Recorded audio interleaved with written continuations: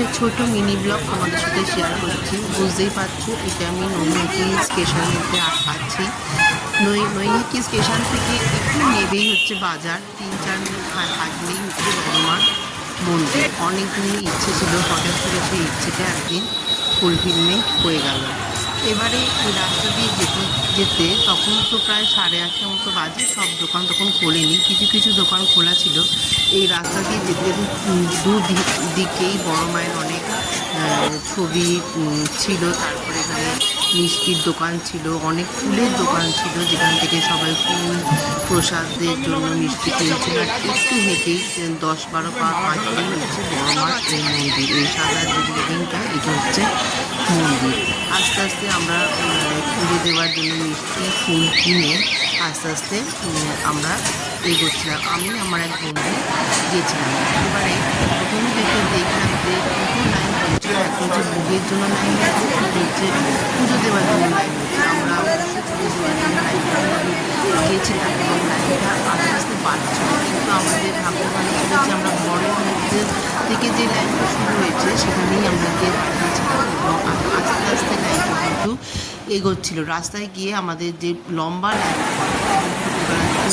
মানে পরে আমি শুনেছিলাম যে সকালবেলার দিকে তাও আমরা 8 ঘন্টা লাইন ক্রস করে আমরা বড় মায়ের কাছাকাছি পৌঁছই। এইখানে পরপর হচ্ছে কিন্তু দড়ি ফেলা আছে, প্রত্যেকটা দড়িতে 10 মিনিট করে ওয়েট করতেই হবে, কারণ যারা সামনের দিকে যাবে তারা তুলে দেবে, তারপরে ওই লটটা ফাঁকা হবে। এইভাবে করতে করতে আরও আধ ঘন্টা ওখানে ওয়েট করে আস্তে আস্তে বড়মার কাছে পৌঁছলাম।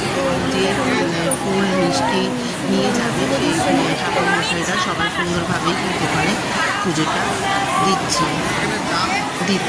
এবারে সেখান থেকে আমরা অনেকক্ষণই কিন্তু বড়মার সামনে দাঁড়িয়ে থাকার সৌভাগ্য করেছিল।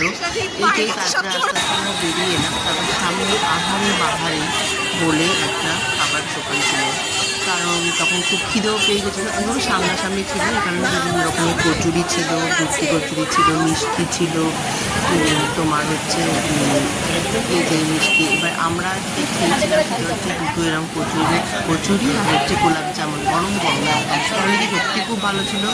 সোমবার দিন ছিল বলে ভিড়টা একটু কম ছিল, কিন্তু মঙ্গল বৃহস্পতি আর শনি আর রবিবার হচ্ছে প্রচণ্ড ভিড় হয়। কিন্তু এই খাবারের এই দোকানে কিছুক্ষণ খেলাম, খেয়ে আমরা ওখানে 10-15 মিনিট বসে আবার রেস্ট নিয়ে তারপরে আমরা দইয়ের অবশ্য খেয়েছিলাম। তারপর ওখানে বলছিলাম রেস্ট নিয়ে আবার ফেরি ঘাট, ওখান থেকে একটু হেঁটে গেলে হচ্ছে গঙ্গার ঘাট ছিল, সেখানে আবার আমরা গেলাম। এই ঘাটে যাওয়ার পাশে দুদিকে বড় মার অনেক মূর্তি ছিল, অনেক ফটো ছিল। এবার আস্তে আস্তে গঙ্গার জল ছবি বলে একটুখানি সামনের দিকে এগিয়ে গেলাম। তখন একটু মেঘ করছিল, বেশ ভালো লাগছিলো, ঠান্ডা হাওয়া দিচ্ছিল। এবার কিছুক্ষণ ওখানে প্রায় আধ ঘন্টা একটুখানি ফটোশ্যুট হলো, একটু ভিডিও হলো, একটু ঘুরলাম, চারপাশে তাকালাম। মেঘের অপরূপ সৌন্দর্য কিন্তু কালকে এখানে পাচ্ছিলাম, খুব সুন্দর লাগছিল মেঘের এই রূপটা দেখে। তারপর কিছুক্ষণ কাটানোর পরে আবার হেঁটে হেঁটেই আমরা স্টেশনে গেলাম, কারণ ওখান থেকে হাঁটাপথে স্টেশনে হচ্ছে 10 মিনিট। ওখান থেকে গিয়ে আবার ট্রেনে করে বাড়ি ফিরি। এখানে লাস্টে আসার সময় জয় বড়মার সামনে প্রণাম করে আসি।